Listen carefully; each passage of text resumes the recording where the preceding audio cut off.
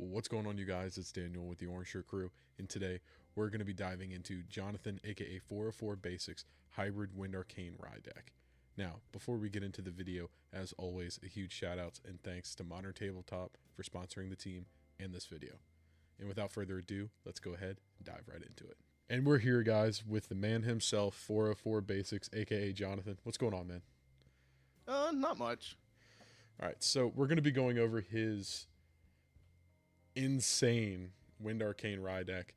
So to start off, Jonathan, before we really hop into like the deck ratios, things like that, what really made you want to start with trying out Fortuitous and the regular Spirit? So, when Fortuitous Spirit came out, I was really excited. I saw a card that put cards down for me, and I was excited. I did an experiment with running both spirits until after Boston, actually.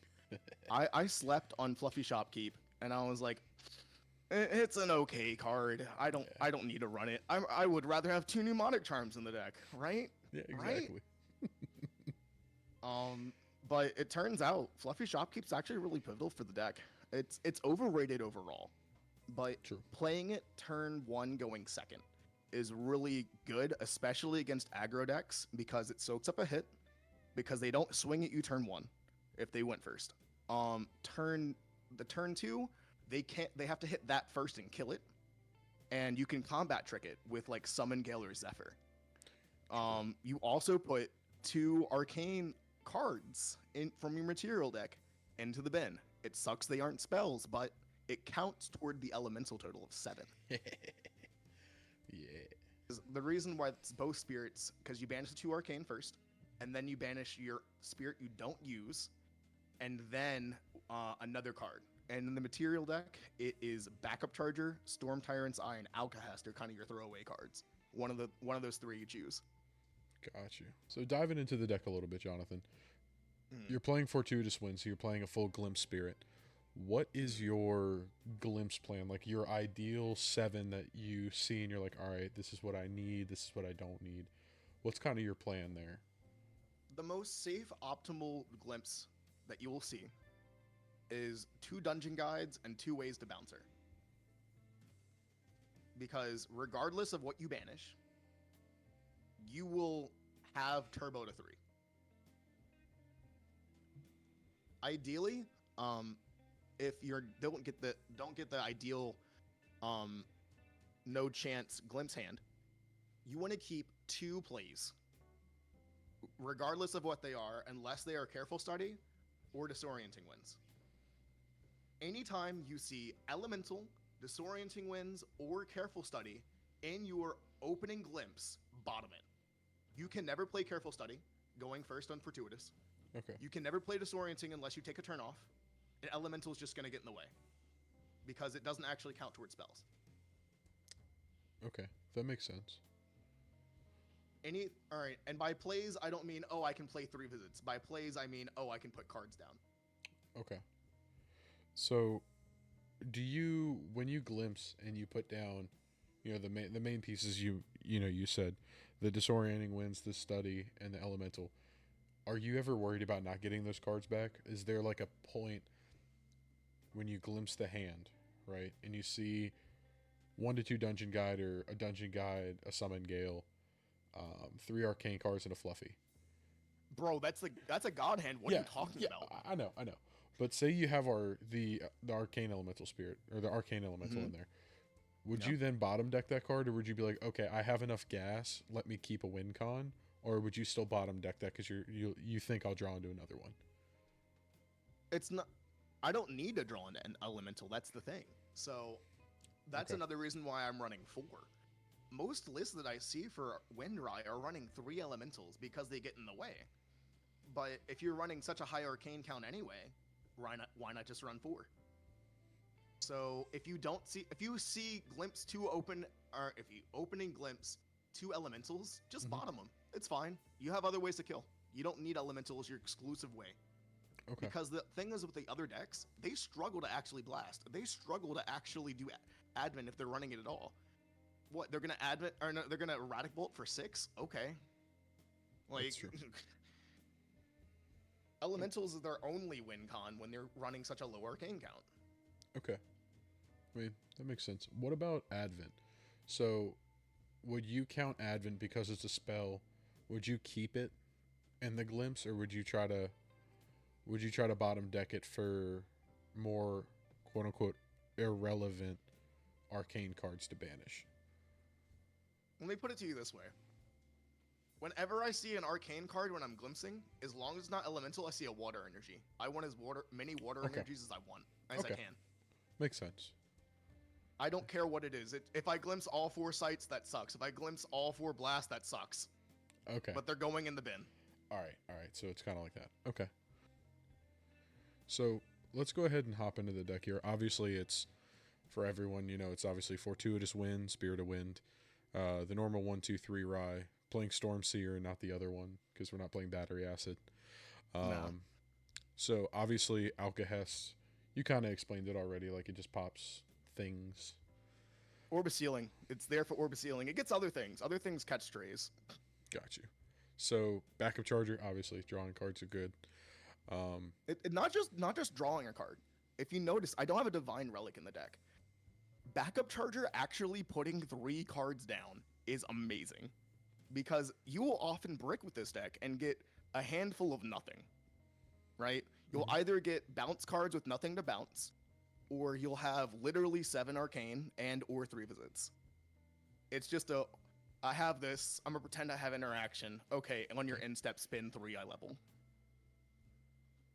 I mean, it makes sense to me. So obviously we have Tome of Sorcery as well. Obviously that's the mage card.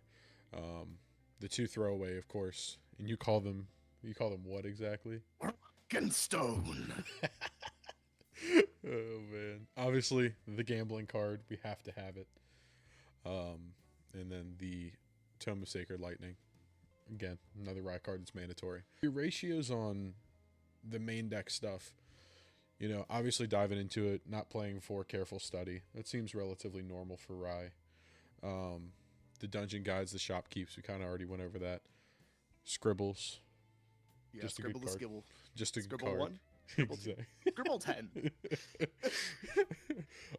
So I did want to start asking you about some of the little ratios here, like playing 3 disorienting winds. Is there a reason for only playing 3 and not say 4 and cutting a Zephyr? Let's do some math, okay? Word. When you are playing Spirit of Wind, even when you're going second, if you play Dungeon Guide, you do not have enough cards to play Disorienting Winds. Let's say you play Fortuitous Wind and you go first. Yeah. You do not have enough cards to play Disorienting Winds. Unless you skip a turn, it is unplayable. Okay. That makes sense. I guess when I was trying your deck right before the night before PA, I guess I never really thought about that. But yeah, that actually makes a lot of sense now why you still play the 2 Zephyr, because it's a card you can play. Okay. Yeah. That makes sense. It has a whole bunch of utility behind it. And on the off chance I catch strays and you play Tithe Proclamation, it's my only out to it. I can only get rid of it for a turn. Okay. It's there to Zephyr Dungeon Guide. I would much rather Summon Gale it because I'm putting less cards down and controlling more what I'm doing. Because by the end of turn 3, if I turbo, I would be in a better position by Summon Galing the Dungeon Guide versus Zephyring it. Got you. Okay. Heard. So moving on now, we of course obviously we play 4/3 visits, heal, glimpse, good card. We just went over why we play Zephyr. So I know getting into the other ratios like Advent and all the arcane stuff, I mean, you are playing a very heavy arcane list compared to some other lists. So explain to everyone, why play such a high arcane count in a deck like this? All right. I am sorry, Pickle Sword. I am sorry, Hyoka. I will state this, though. If you are playing a Storm Seer deck and you are running less than 24 arcane spells, you should not be playing Storm Seer. Hot take. I like it. And what's the reason for that? Unfortunately, for Rye Storm Seer to function, unless you are an absolute god at pulling your hands, you need to have a higher ratio of arcane, close to half, not 1/3, not even a quarter. It needs to be close to half. Technically, I'm running 32, but elemental does not count. True. True. So with the arcane cards, obviously we have a couple that really jump out at people who have played against Rye, who play Rye. You know, like Advent the Stormcaller, Arcane Elemental, as like your win cons. What outside of those two cards really gets you there, or is that really the only two things that this deck does? Like, what other things in this deck can really be like other win cons potentially? If we're going to draw comparisons to Pokemon for a 2nd, Mm-hmm. we have a mixed attacker. We have Elemental. We have Advent as a final finisher, as like a Hyper Beam X moment. And then we have our mid-range options in Blast and possibly Erratic Bolt. You can play any combination of those. When you're playing Elemental, you can even be a little modular with it. You don't have to blurt out all your Elemental stuff at once, especially if you don't have enough Arcane to make it free. Let's say Arcane Elemental would cost 1, which would be honestly ideal, because you'd put a Shattering Discharge or 3 visits down.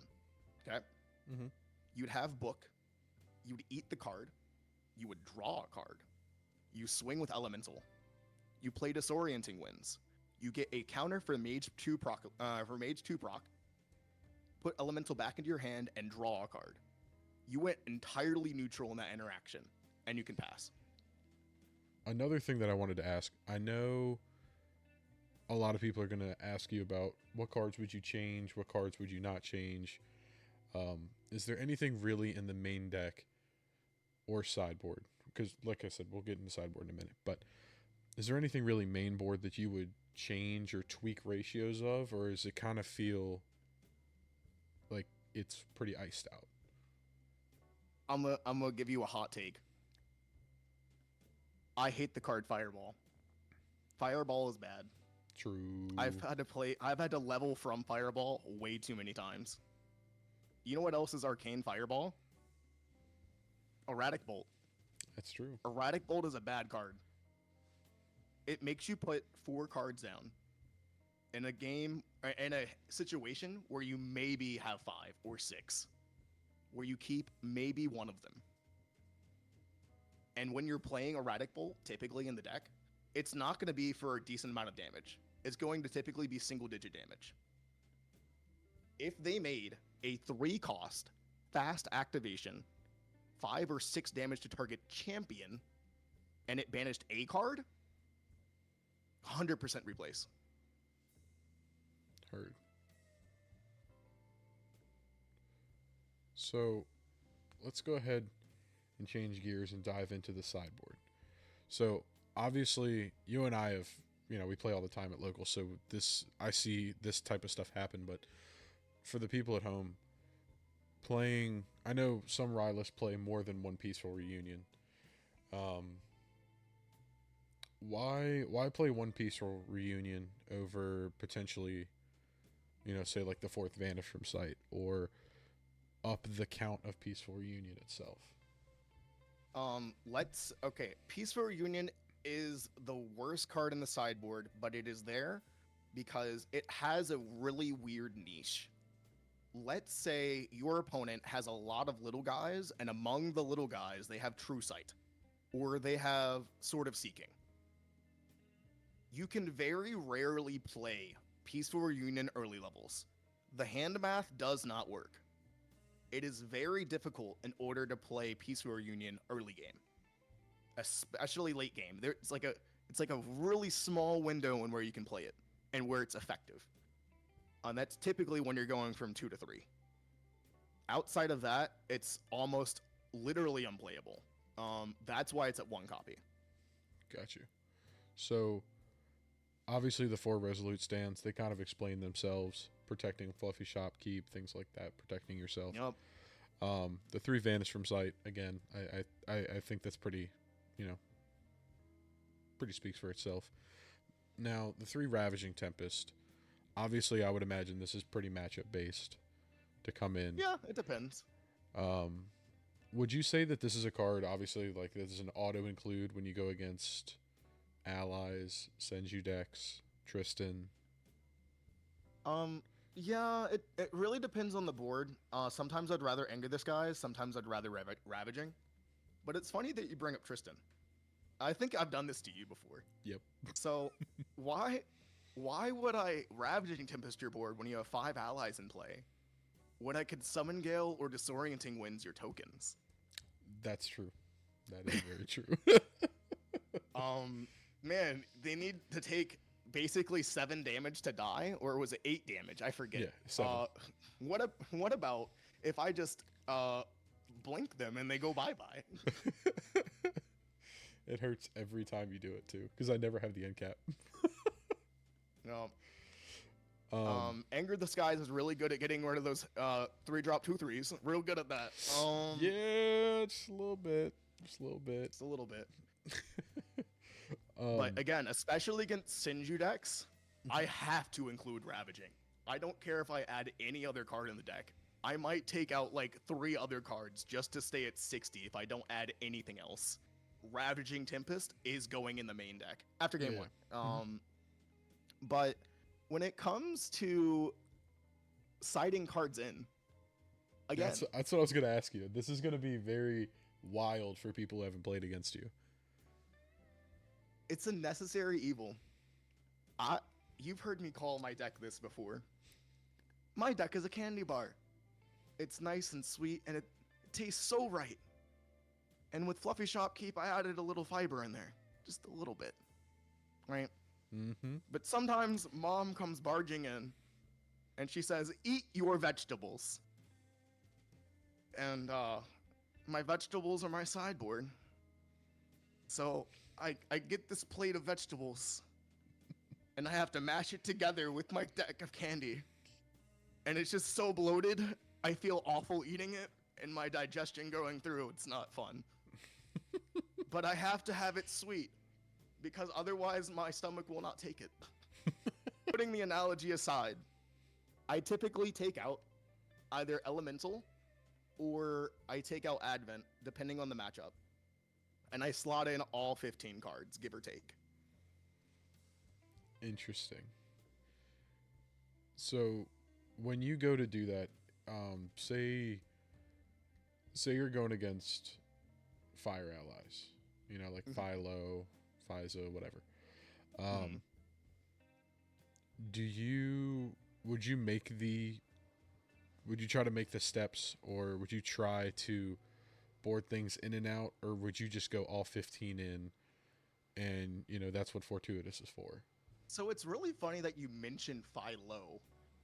Lorraine has a really funny card against me. It has Clarent Reimagined.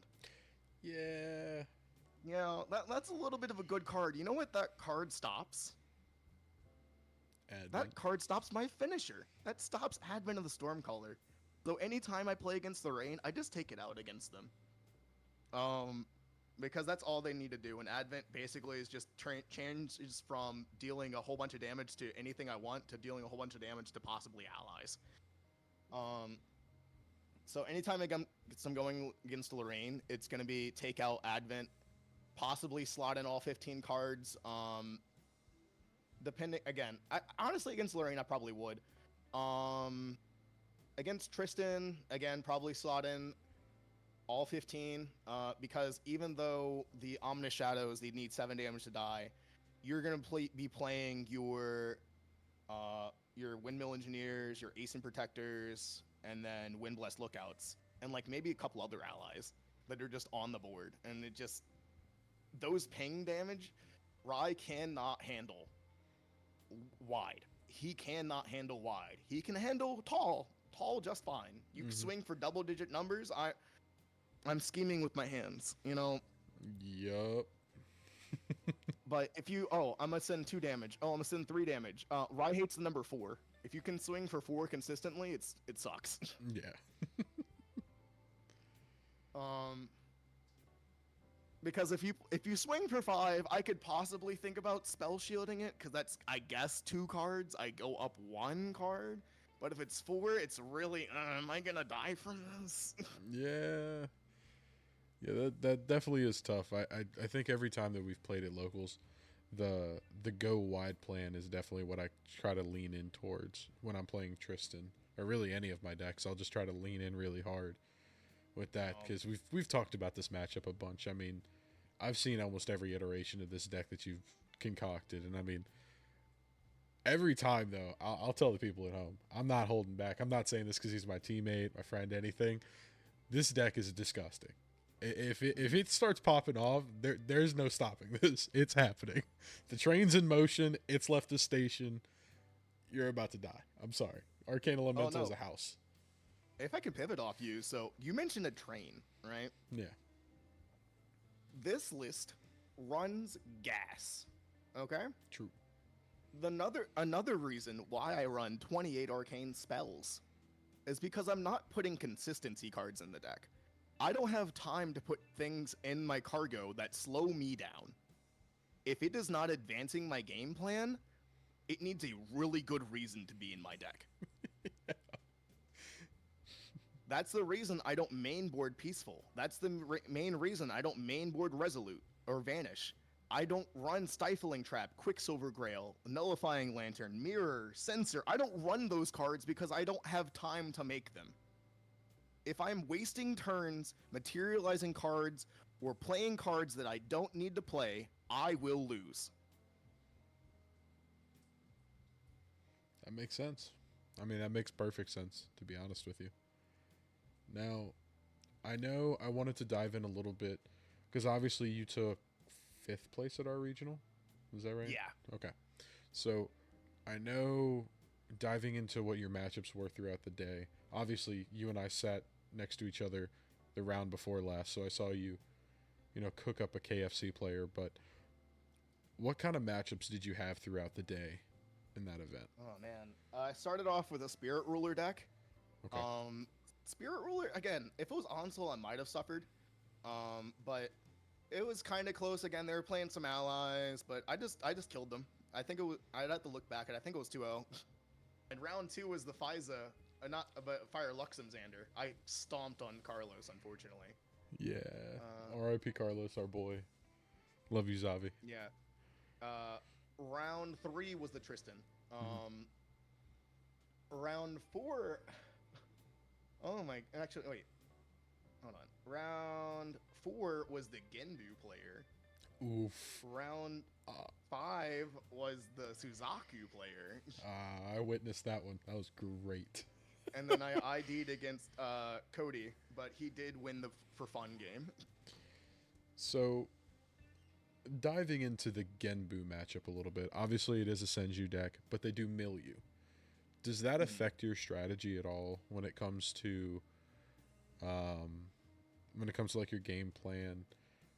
Because I know he has the potential to mill a bunch of your arcane cards, so then you draw wind norm cards, so you draw into bricks. Did that matchup feel a little awkward to you at all? Honestly, if I can glimpse into it correctly, Okay. what the thing is that if you mill 3 visits for me, you mill Voltaic Sphere for me, I'm happy.